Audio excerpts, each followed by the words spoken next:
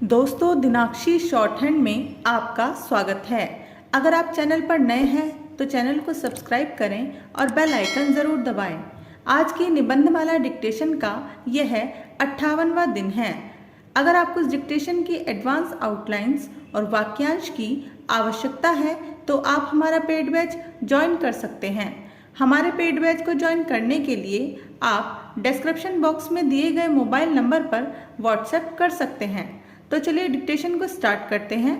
Dictation start होगी 5 second बाद। Ready, start. बाढ़ की इस विपदा से देश के जन और धन को बचाने के लिए आज यह आवश्यक हो गया है कि भारत में बाढ़ के प्रमुख कारणों पर गहन दृष्टि डालें, क्योंकि तभी बाढ़ से निपटने की दिशा में उठाया गया कोई कदम प्रभावकारी होगा। भारत में अत्यधिक वर्षा बाढ़ का एक प्रमुख कारण है। विशेष रूप से कम समय में अधिक वर्षा बहुत चिंता का विषय है। उदाहरण स्वरूप जून 2013 में उत्तराखंड में हुई भारी वर्षा एवं तबाही का दृश्य आज भी लोगों के मन में डर पैदा कर देता है।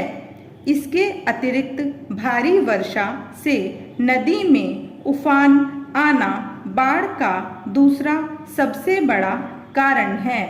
कभी कभी निरंतर वर्षा से विस्तृत क्षेत्र का पानी छोटी नालों से प्रवाहित होता हुआ अंततः नदी में मिल जाता है, जिससे नदियों का जल अपने किनारों को तोड़ता हुआ आसपास के विस्तृत क्षेत्र को जलमग्न कर देता है।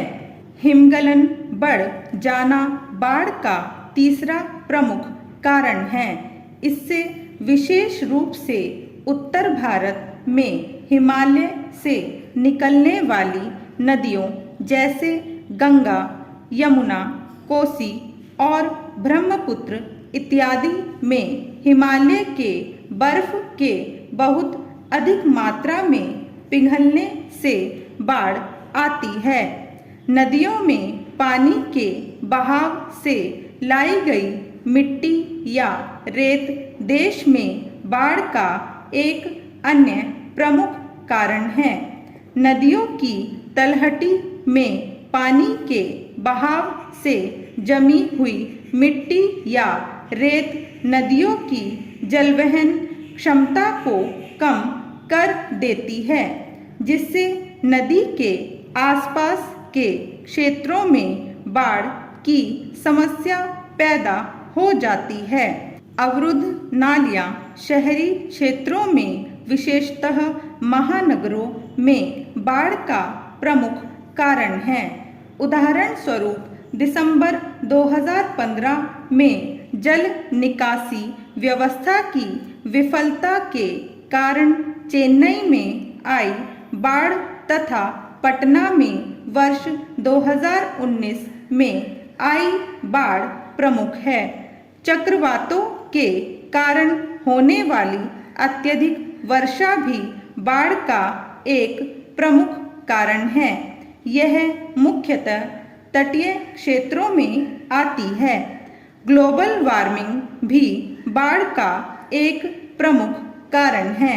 इसके कारण पृथ्वी का तापमान बढ़ रहा है और साथ ही पृथ्वी का वातावरण बदल रहा है, जिस कारण कहीं पर सूखा पड़ता है तो कहीं पर बहुत अधिक मात्रा में वर्षा होती है। पृथ्वी का तापमान बढ़ जाने के कारण ग्लेशियरों पर बर्फ के रूप में जमा लाखों लीटर पानी पिघलने लगता है, जिसके कारण बाढ़ की स्थिति पैदा हो जाती है। स्टॉप।